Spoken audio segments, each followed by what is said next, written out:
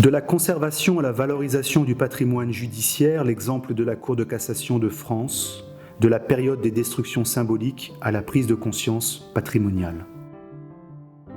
Après un long débat devant l'Assemblée constituante, un tribunal de cassation est institué par les lois des 27 novembre 1er décembre 1790. L'article 1er de cette loi dispose qu'il y aura pour tout le royaume, puis pour toute la République, un seul tribunal de cassation. Il est également décidé que ce tribunal sera sédentaire auprès du corps législatif et qu'il tiendra ses séances dans la grande chambre du ci-devant Parlement de Paris et ses accessoires. Le tribunal de cassation hérite donc à son origine d'un cadre architectural certes prestigieux mais globalement vétuste. Des moyens sont rapidement engagés pour faciliter l'établissement de ce nouveau tribunal dans des locaux qu'il faut désormais adapter à l'activité de ces trois chambres, la chambre des requêtes, la chambre civile et la chambre criminelle. À cet impératif fonctionnel immédiat s'ajoute une volonté politique évidente, celle d'occulter au plus vite les vestiges historiques de la monarchie. L'idéologie révolutionnaire légitimant la destruction du décor de la Grande Chambre, on assiste dès le mois de mai 1791 à l'application stricte de ce principe. Tous les ornements de cette salle historique sont retirés et remplacés par des bas-reliefs. En 1792 et en 1793 sont installés en plein cœur du tribunal de cassation une carte des 83 départements français et une pierre tirée des cachots de la Bastille sur laquelle est gravée la Déclaration des droits de l'homme et du citoyen. La Grande Chambre et l'ancienne tournelle du Parlement, symbole de la justice civile et pénale d'Ancien Régime, sont rebaptisées dans le goût révolutionnaire, l'une salle de l'unité, l'autre salle de la liberté. Cette logique de la destruction symbolique des lieux, de l'occultation politique des noms et des anciens décors se prolonge encore plusieurs décennies, accompagnant ainsi chaque nouveau régime. Sous l'Empire, le premier président Honoré Murer agit pour le remplacement des tentures sur lesquelles subsistent des emblèmes révolutionnaires. Durant la Restauration, on maquille les abbayes impériales, tandis que les soieries se couvrent de semées de fleurs de lys. Les journées de juillet 1830 sont fatales à ces ornements du pouvoir sur lesquels la foule se déchaîne. Sous la monarchie de Juillet, d'autres destructions sont à l'œuvre au sein de la Cour de cassation, mais cette fois-ci non pour occulter les derniers vestiges des anciens temps, mais pour réaménager des espaces de circulation et de travail.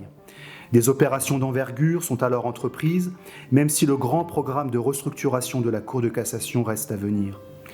De 1853 à 1861, différents projets sont discutés.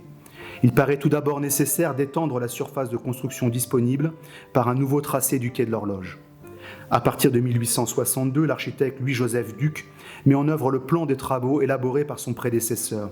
L'idée maîtresse consiste alors à réaliser, je cite, « une architecture monumentale digne de représenter la première cour de l'Empire ». La compétence nationale de la Cour de cassation et sa place au sommet de la hiérarchie judiciaire commandent en effet une architecture solennelle et un décor spécifique.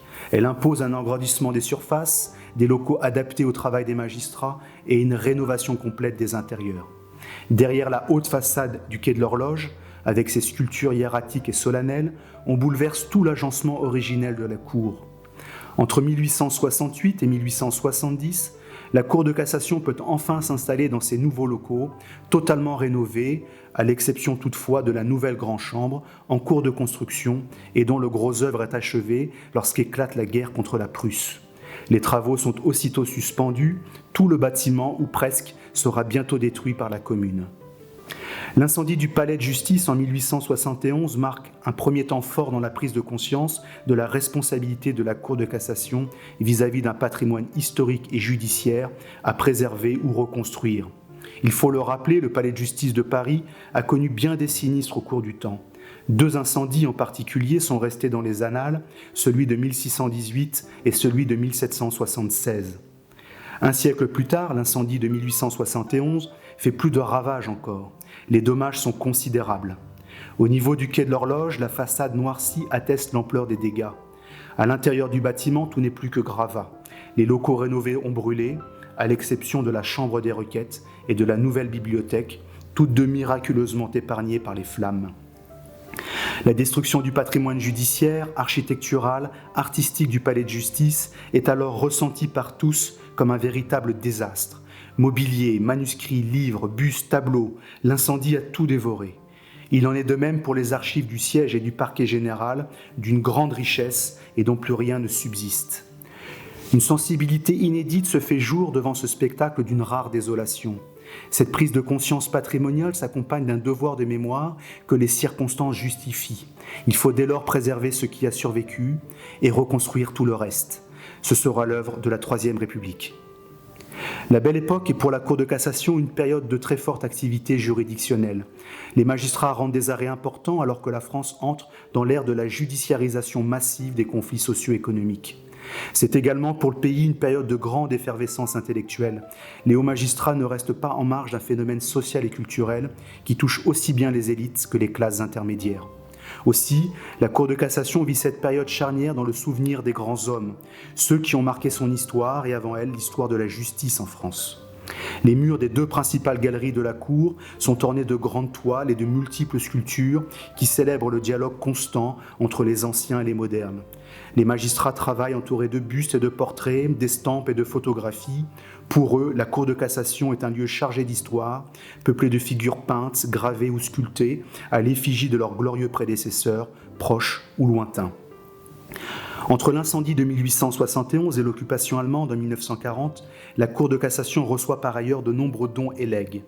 Ces gestes de générosité témoignent avant tout de l'intérêt porté par les magistrats à l'histoire de la haute juridiction et à celle de leur profession. En confiant à la Cour la postérité de quelques objets, ouvrages et documents anciens, chacun a le sentiment d'œuvrer à la mémoire commune.